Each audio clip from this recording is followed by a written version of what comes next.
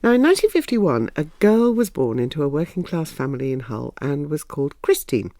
By the late 1960s, she'd left home, joined a commune not far from the city's docks, become a founder member of an art collective called Coombe, been named Cosey Fanni Tutti, and they so shocked the local police they were run out of town. In London, she became even more notorious when her 1976 exhibition at the Institute of Contemporary Art, Pornography, caused her to be dubbed by a Conservative MP a wrecker of civilization. Well, she's since exhibited and played with her avant-garde music group, Throbbing Gristle, at the Tate, and this year, as her hometown is City of Culture, she's one of its homegrown stars, and she's written an autobiography, Art, Sex, Music.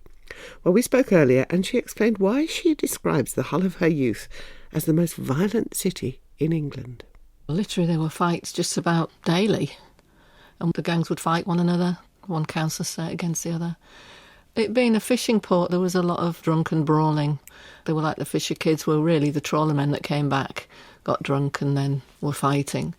And pockets of different groups of people, mods, rockers that then turned into skinheads and Hells Angels, and then the peace-loving hippies who didn't want to fight at all. Now, we do have some shared experience in the late 60s, because I worked in one of the Hull fish houses near where your place of work was. And I've always remembered what incredibly tough women those wives of the trawlermen were. How influential were they in the whole of Hull society in that time? I think they were incredibly influential. Everyone was aware of them and wary.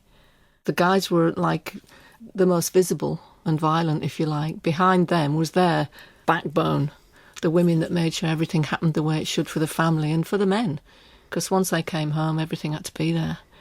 And they supported one another as well. Women of Hull are incredibly strong. You had a very strict father and a rather less strict mother. How did they influence you and the way you developed as, I suppose, a nonconformist? I think the softness of my mother, if you like, and the empathy that she had, I took that on board because she was there more often than my father because he was a fireman and worked shifts. But then when he was home, the hardness of his relationship to me and my sister, and the two together, I think, formed me because he treated me more like a boy than a girl. So I went out into the world feeling that everything was available to me. I was like a tomboy. I had the feminine and masculine going along in parallel. But how did Christine, which was your name, become Cosey Fanni Tutti? I met Genesis, p-orridge, who called me Cosmosis, shortened to Cosey soon after that. Cosey was my nickname, if you like, and then a friend of mine in mail art, Robin Klasnick, sent me a postcard addressed to Cosey Fanni Tutti, and I adopted that. It seemed pretty apt. You were thrown out of home. You went to live in a commune with Genesis p-orridge. What was it like living there?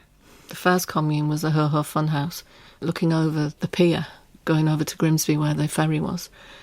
That was an old fruit warehouse. At the age of 17, you see the world quite differently. It's almost like a film. I'd sort of gone into this commune with all these university students, all highbrow talking and everything, and I'd come from a council estate, which helped when the Hells Angels came round because they were from the neighbouring estate, so I could sort that out. But it does seem that you were the one who was expected to work, earn, cook, clean. How come? That was the time. No matter how liberal the hippies were, the women were still in their place. Liberation of sex as well, you know, it was pretty useful. And when the pill came in, it was even more useful because you didn't have to worry about getting pregnant. I think women then embraced that freedom, but I had to clean the house and earn money to be independent.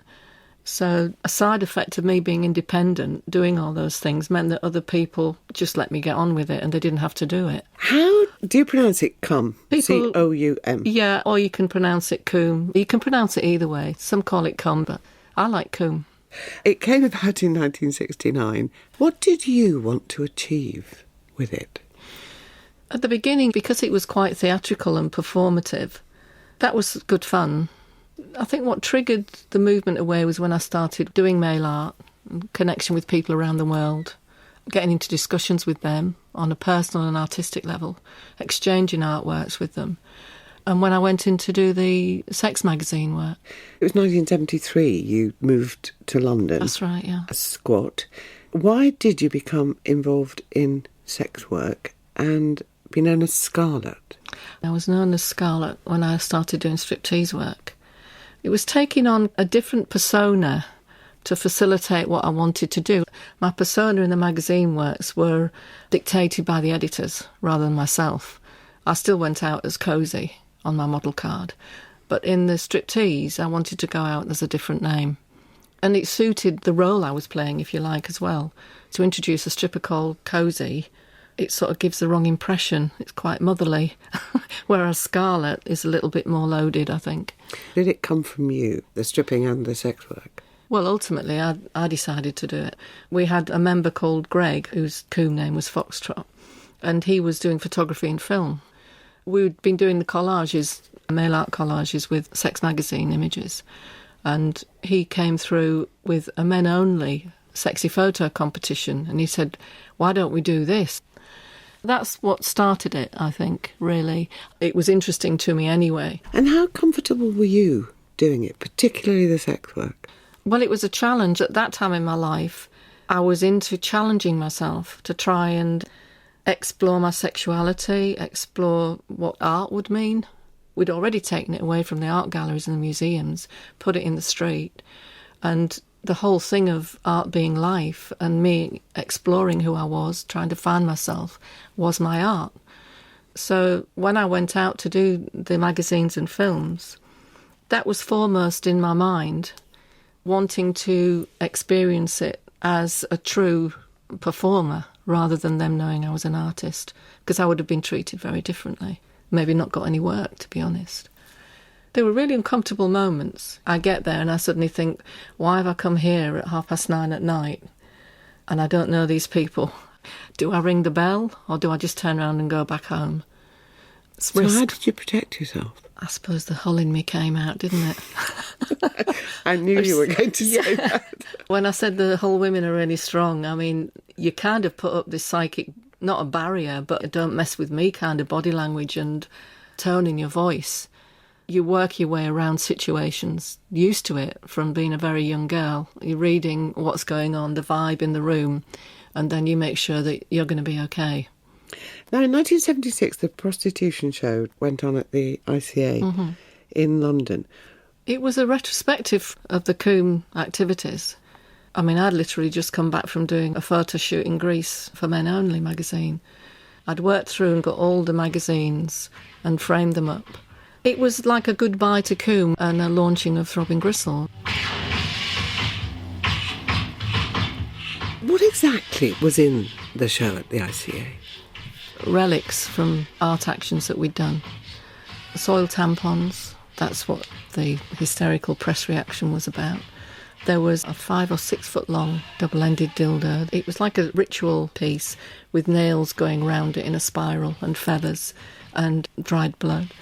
There was the cage of chains we used representing Britain in Milan. Why did you have the soiled tampons to what really caused all the controversy? The magazines and the soiled tampons were the two elements that were picked up on the most.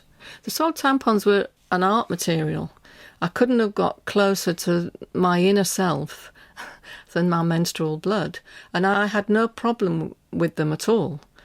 And so I was surprised when we take them out of our bubble, if you like.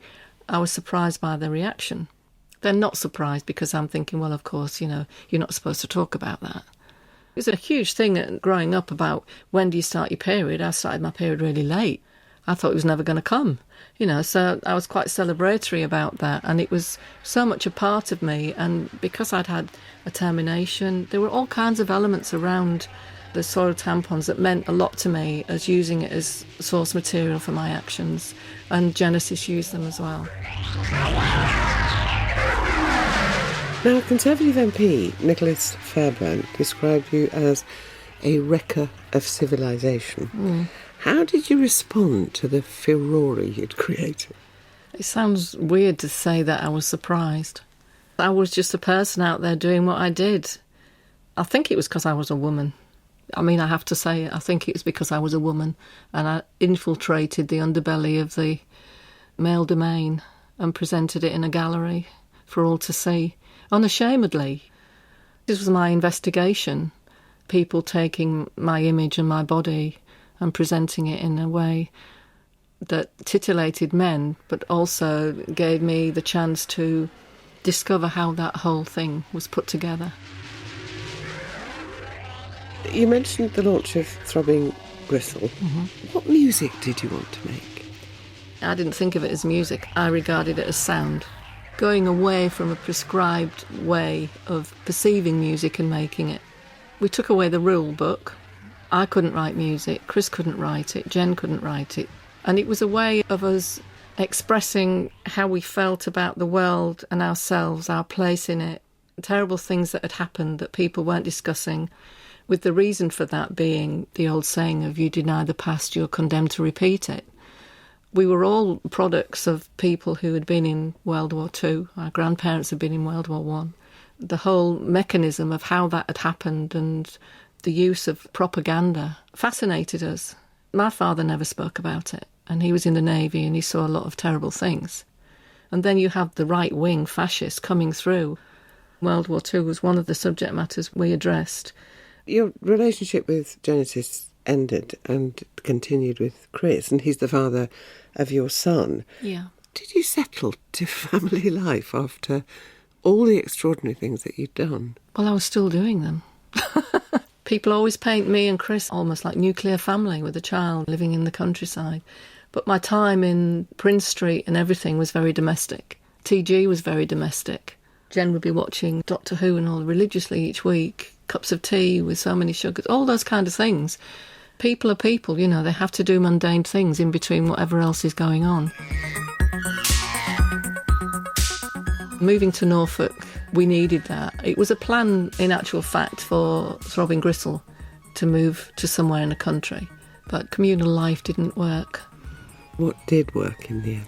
What worked was just that I actually fell in love for the first time in my life, and I had no idea how overwhelming that would be, how it would change the way I saw myself. Suddenly your world becomes totally focused on that one-to-one relationship and what you have together. It's quite magical. I'd never experienced it before. I thought I had, but I hadn't. And now you're part of City of Culture and the Tate. How does a non-conformist deal, you're going to hate this word, with respectability? I don't know. Is it respectable? I don't think of myself as respectable. Things have caught up with me, if you like. It's taken a heck of a long time, but they have. It's accepted for its unacceptability of the time of its inception, is how I look at it. So I can cope with that. Friday's edition of Woman's Out ending with Cosey Fanni Tutti, on which subject Neil Boast tweeted to say, worth tuning in to one of my favourite radio programmes to hear Jenni Murray keep saying, throbbing gristle.